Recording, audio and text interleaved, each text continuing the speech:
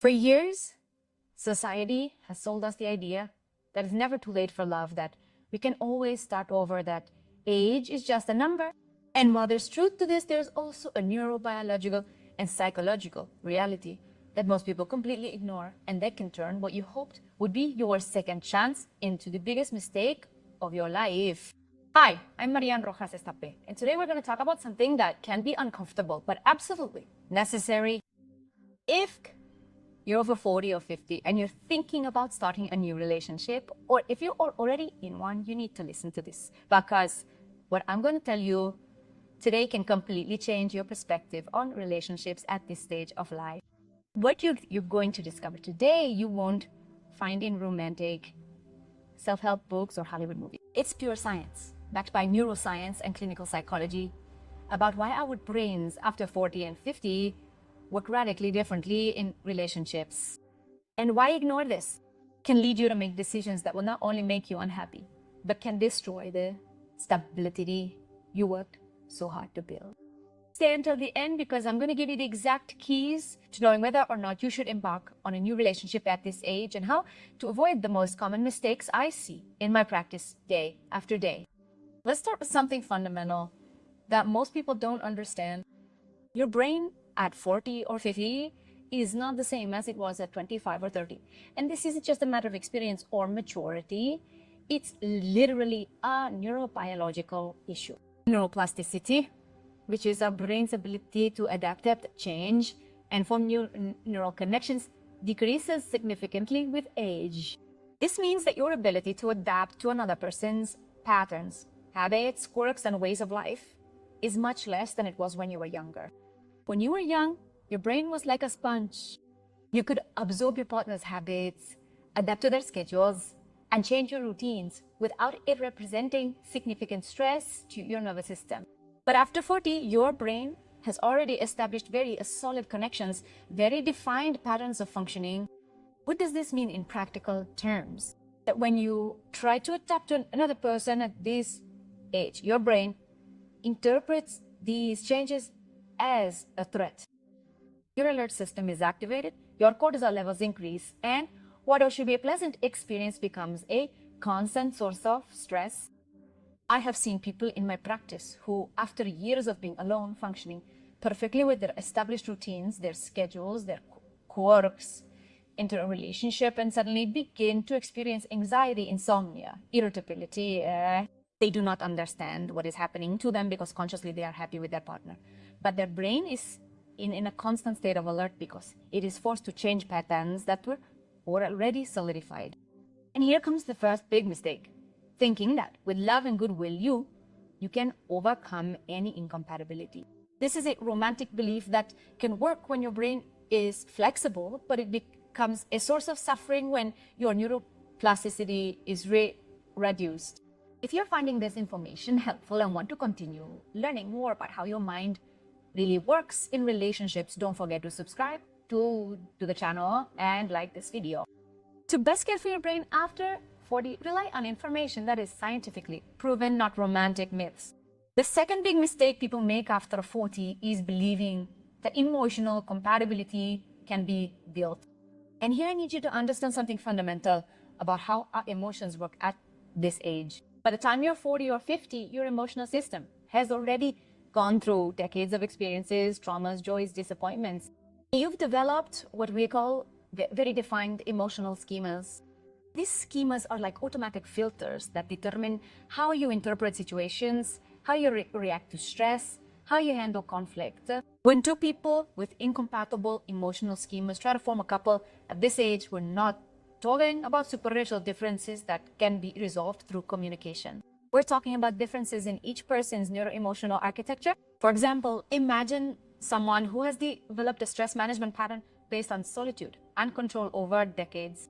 Their brain has learned that tranquility comes from silence, orderly spaces, and predictable routines. Now imagine this person pairing up with someone who manages stress through constant verbalization, movement, and social stimulation. What happens? Every time one tries to emotionally regulate themselves, they automatically dysregulate the other. The one who needs silence to calm down becomes activated when the other speaks. the one who needs to talk to process feels rejected when the other needs silence. And this is not a matter of education or learning to communicate better. It is a fundamental neurobiological incompatibility. And herein lies the most serious problem. At this age, changing these patterns is not only difficult, it can be counterproductive to your mental health. Forcing yourself to change emotional regulation systems that have worked for you for decades can lead to chronic anxiety, depression, and a constant feeling of not being yourself. In my practice, I constantly see people who tell me, "Doctor, I don't recognize myself. I am not myself in this relationship." And they're forcing their brain to function in ways that are contrary to how it's learned to function for decades. One of the most devastating mistakes I see is what I call the illusion of reclaimed time. People who feel like they have to make the most of their last years of vitality, that they can't afford to waste the time they have left being alone. This time pressure leads them to make rash decisions, to ignore obvious signs of incompatibility, to force relationships that objectively aren't working because they feel like there's no time to wait for someone better to come along, querer y stuff. But here's something crucial to understand. Time at this age isn't counted in quantity, it's counted in quality. And an incompatible relationship doesn't just fail to give you quality of life, it actively takes it away. Every day you spend in a relationship that creates stress, that forces you to betray yourself, that keeps you in a state of constant alert is a day that you're taking away from your well-being, your health, and your longevity. Chronic cortisol, which is generated by being in an incompatible relationship, accelerates aging, weakens your immune system, increases the risk of cardiovascular disease, and impairs your cognitive function. A bad relationship at this age can literally shorten your life. And I'm not exaggerating. Studies show that people in troubled relationships have a higher incidence of chronic diseases, is a higher risk of dementia, and lower life expectancy than people who are alone but at peace.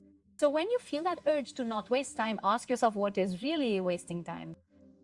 Being alone but in harmony with yourself, or being accompanied but in constant internal conflict. Let's talk now about another fatal mistake: confusing companionship with connection. At this age, many people seek a partner not out of genuine love, but out of fear of loneliness, especially thinking about the future, about old age, about who will take care of them when they are old. This motivation, although understandable, is tremendously dangerous because it creates relationships based on need, not compatibility. And a relationship based on need is a toxic relationship by definition. When your primary motivation for being with someone is to avoid being alone, your brain develops what we call anxious dependency. You tolerate behaviors, incompatibilities, even mistreatment because your fear of loneliness is greater than your need for well-being. But here's the cruel paradox. Bad company is worse than loneliness, much worse. Being alone preserves your psychological integrity, allows you to maintain your self-care routines, and gives you space to cultivate meaningful relationships with friends, family, and activities that truly nourish you. A bad partner, on the other hand, contaminates your entire life experience, affecting your sleep, your appetite, your ability to concentrate, your mood, and your relationships with other important people in your life. And most seriously, at this age, recovering from a toxic relationship is much more difficult than it was when you were younger. Your emotional resilience is no longer the same. Your support network may be more limited. Your psychological resources to start over are more diminished. Another very serious mistake is not recognizing that at this age, if you haven't done a deep work of self-knowledge and healing, you tend to repeat exactly the same relational patterns that have caused you suffering in the past. Your brain, especially in situations of emotional stress, such as falling in love, tends to activate automatic programs. And these automatic programs are based on your past experiences, on your unhealed wounds, on your most primitive defense mechanisms. If you were controlling in your past relationships, at this age you will be more controlling, not less, because your flexibility to change is reduced. If you were emotionally dependent, you will be more dependent. If you avoided intimacy, you will avoid it more. And here is the problem. The person in front of you is also repeating their own patterns. So what you have is not a relationship between two mature adults who have learned from their mistakes, but an amplified repetition of the same mistakes of the past. In my practice, I constantly see people who tell me I don't understand why the same thing always happens to me if I am more mature now, if I have learned so much. And the answer is that intellectual learning does not automatically change deep emotional patterns. To change those patterns, you need specific therapeutic work. And most people have not done that. One of the most dangerous self-deceptions is to think that because you have lived more, you automatically know more about relationships. Experience only becomes wisdom when it has been processed, understood, and integrated. Otherwise, it is just repetition. Many people reach their 40s and 50s with decades of relational experience, but without having truly understood what worked, what did not work, and why. They believe their experience in multiple relationships has given them insight into what they want and don't want. But knowing your preferences is not the same as knowing yourself. Knowing that you do not like it when your partner is jealous does not mean that you understand why you attract jealous people or why you tolerate jealousy until it becomes unbearable. And this is a crucial point. At this age, if you haven't done a deep work of self-knowledge, your choices of partners are still unconscious. They are still dictated by unhealed wounds, by unresolved emotional needs, by family patterns that are repeated generation after generation. True emotional maturity does not come automatically with age. It comes from the conscious work of understanding your patterns, healing your wounds, and developing the ability to choose from consciousness, not from compulsion. Let's talk now about something that may be uncomfortable, but that is absolutely crucial. The hormonal changes that occur after 40 radically affect your ability to maintain stable relationships. In women, perimenopause and menopause not only affect sexuality, they affect emotional regulation, tolerance to stress, and the ability to adapt. Changes in estrogen and progesterone alter the function of the emotional brain in significant ways. In men, the gradual decrease in testosterone affects not only sexual desire, but also motivation, energy, the ability to manage conflict, and patience. These hormonal changes make behaviors that you used to tolerate perfectly now seem unbearable.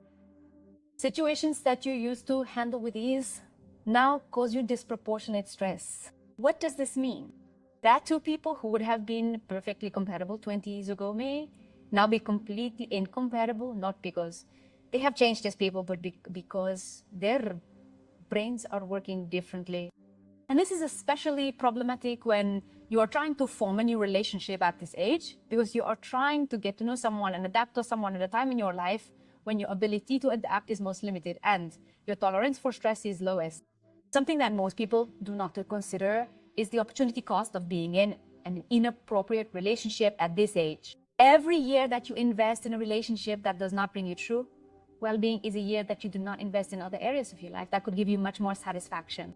At 40, 50 years old, you have unique opportunities. You can travel with greater financial freedom.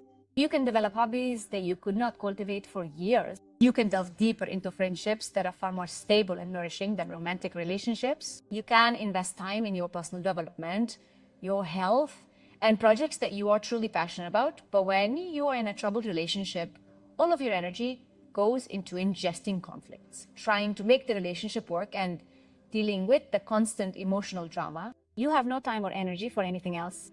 And this is especially tragic at this age because time is limited. The years you have ahead of you to enjoy good health, energy, and mental clarity are precious. Wasting them on a relationship that takes away from you rather than adds to you is one of the most costly mistakes you can make. We cannot ignore the factor of social pressure.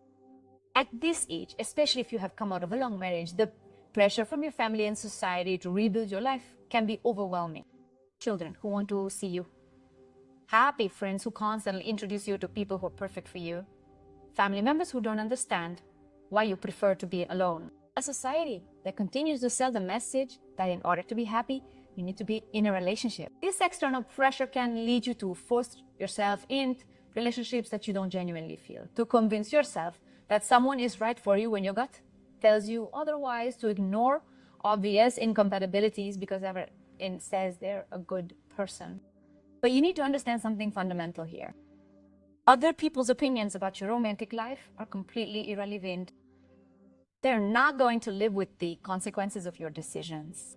They're not going to wake up next to that person every day. They're not going to deal with the incompatibilities, the conflicts, the daily stresses. Your well-being is your responsibility, and only you can determine what truly makes you happy. If that means being alone, you have every right in the world to be alone. You don't owe anyone an explanation or a justification. If you're already in a relationship in your 40s or 50s, there are certain signs that you should take very seriously because they indicate fundamental incompatibilities that are not going to resolve with time. If you constantly feel like you have to modulate your personality to avoid conflict, that's a red flag. By this age, your personality is already set, and a relationship that requires you to constantly change it is toxic. If your sleep patterns have changed since you've been in the relationship, your body is telling you that something is off. Sleep is the first indicator of chronic stress. If you've lost interest in activities that used to give you pleasure, if your social circle has shrunk, if you feel like your life energy has diminished, these are indicators that the relationship is draining you more than it is nourishing you.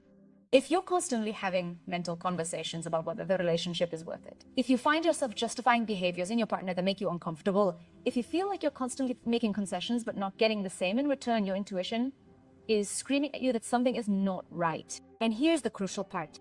At this age, you don't have time for relationships that might work with work. It either works relatively naturally or it doesn't. You don't have 20 years ahead of you to build something from scratch. The alternative to inadequate relationships is not sad, resigned loneliness. It's what I call conscious solitude. The deliberate and intelligent choice to prioritize your well-being, peace of mind, and personal growth over company for company's sake. Conscious solitude at this age can be incredibly rich and fulfilling. You have the opportunity to get to know yourself on a level never before possible, to develop a deep and loving relationship with yourself and to cultivate interests and passions that you've neglected for years. You can create an emotional support network based on deep friendships, meaningful family relationships, and nurturing professional connections.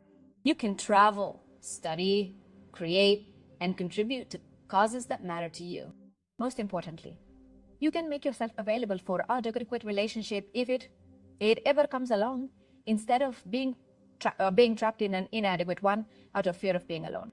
All is not lost. There are circumstances in which a relationship of after 40 or 50 can be wonderful, but it requires very specific conditions. First, both people must have done some deep work on self-awareness and emotional healing. You can't expect to have a healthy relationship if you don't have a healthy relationship with yourself. Second, there must be fundamental compatibility in values, in life rhythms, in ways of managing stress and conflict. I don't mean liking the same movies, I mean compatibility in deep emotional architecture. Third, both people must be complete as individuals. The relationship must be a complement to an already fulfilling life, not an attempt to fill emotional or existential voids. Fourth, there must be absolute respect for each other's individuality. At this age, trying to change the other or expecting the other to change you is a recipe for disaster. And fifth, there must be a clear understanding that this relationship is a choice, not a necessity.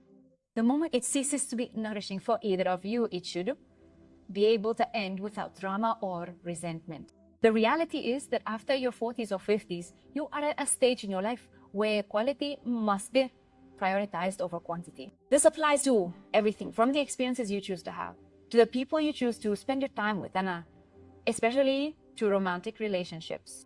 An inappropriate relationship at this age isn't just a romantic mistake. It's a life mistake that can cost you years of well-being, health, and missed opportunities. Your brain, body, and psyche no longer have the flexibility to adapt to situations that don't suit them. But this isn't a limitation, it's an opportunity. It's the chance to be extraordinarily selective, to choose only what truly nourishes you, to create a life so rich and fulfilling in solitude that only a truly exceptional person could enhance it. The biggest mistake you can make isn't being alone at this age. The biggest mistake is settling for less than you deserve out of fear of loneliness, because conscious chosen solitude will always be better than company that detracts from you rather than adds to you. Your life after 40 or 50 can be the fullest, most authentic, and most satisfying you've ever lived. But only if you have the courage to choose quality over quantity, comfort over conformity, and self-love over social approval. Now I want to hear from you. Have you seen yourself reflected in any of these points? Have you experienced this tension between the desire for company, and the need to preserve your well-being in your daily life? Have you noticed how your ability to adapt has changed with age? Leave me your experience in the comments. I am very interested in knowing how you are experiencing this stage of your life, and if these reflections resonate with your personal experience. Your story can help other people who are going through the same thing.